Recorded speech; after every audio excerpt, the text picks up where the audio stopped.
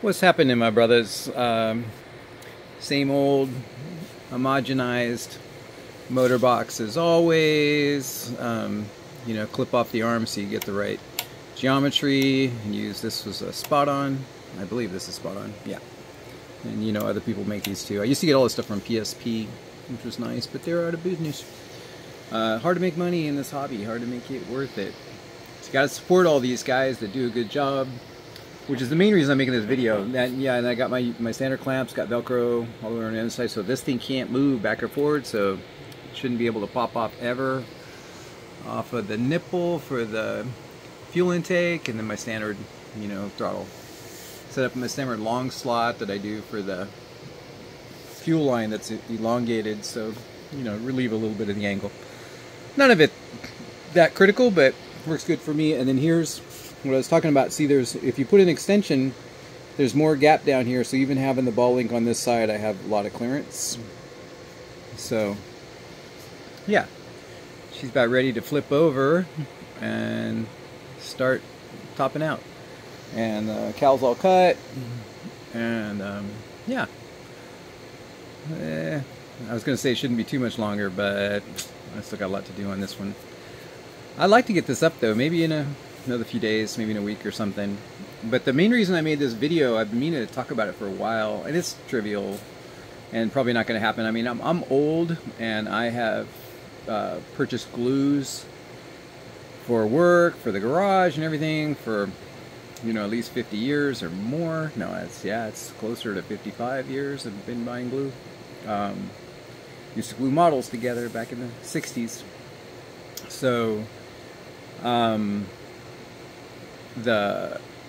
you know, and I've had the point is that I've had good luck with, you know, most of the brands and most of the glues and things like that, and thread lockers and caulkings and various things. But caulkings, you know, sometimes I've gotten some bad caulkings. And then nowadays you really got to worry about what you buy on Amazon. This has been going on for me for a few years. You order something on Amazon, maybe a $3,000 camera that's $3,000 retail, and you get a refurbished one, and it didn't.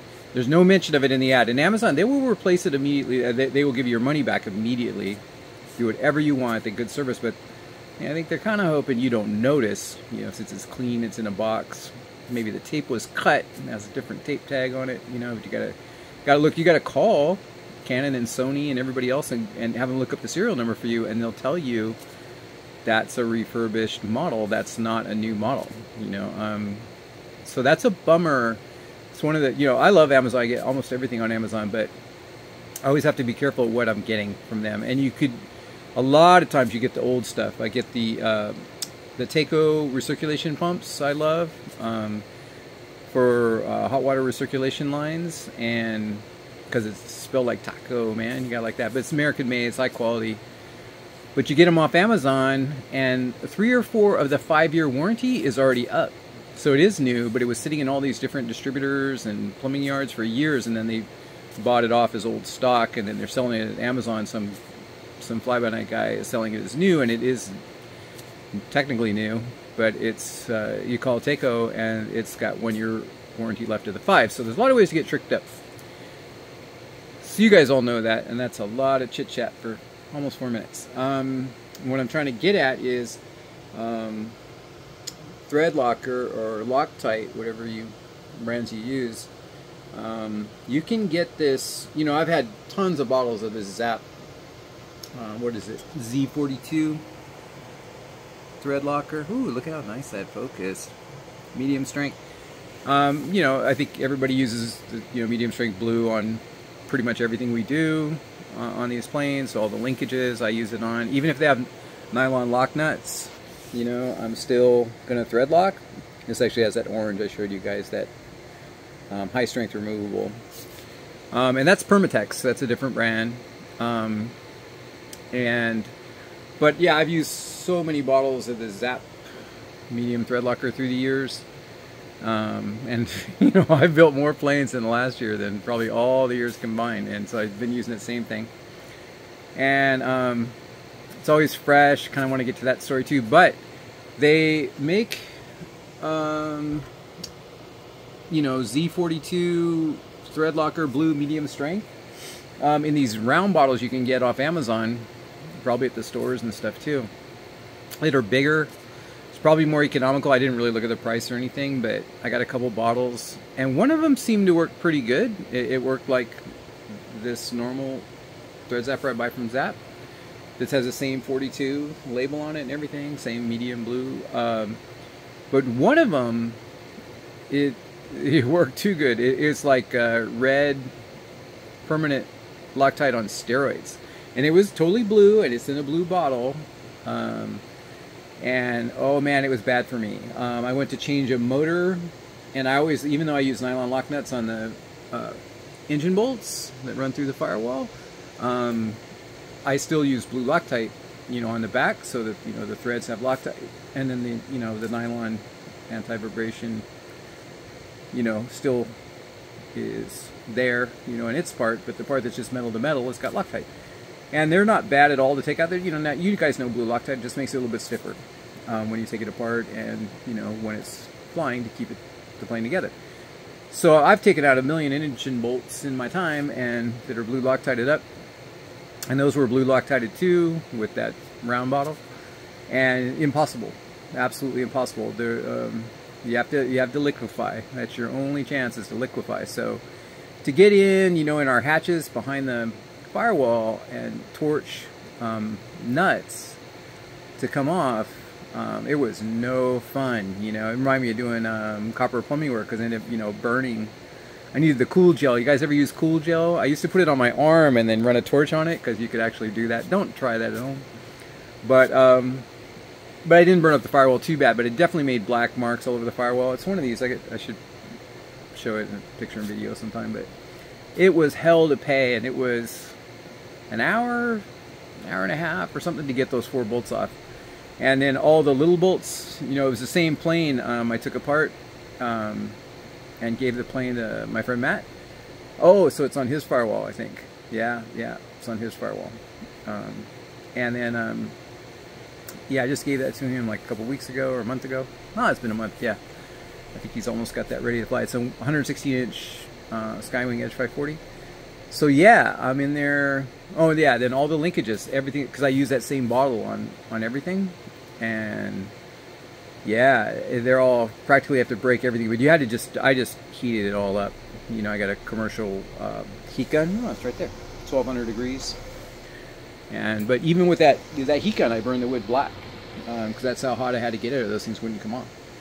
So that's kind of tragic, which reminded me of when I got some glue at the hobby store, some CA, and I couldn't glue 2 pieces of wood together with it. I've told this story before through the years a few times.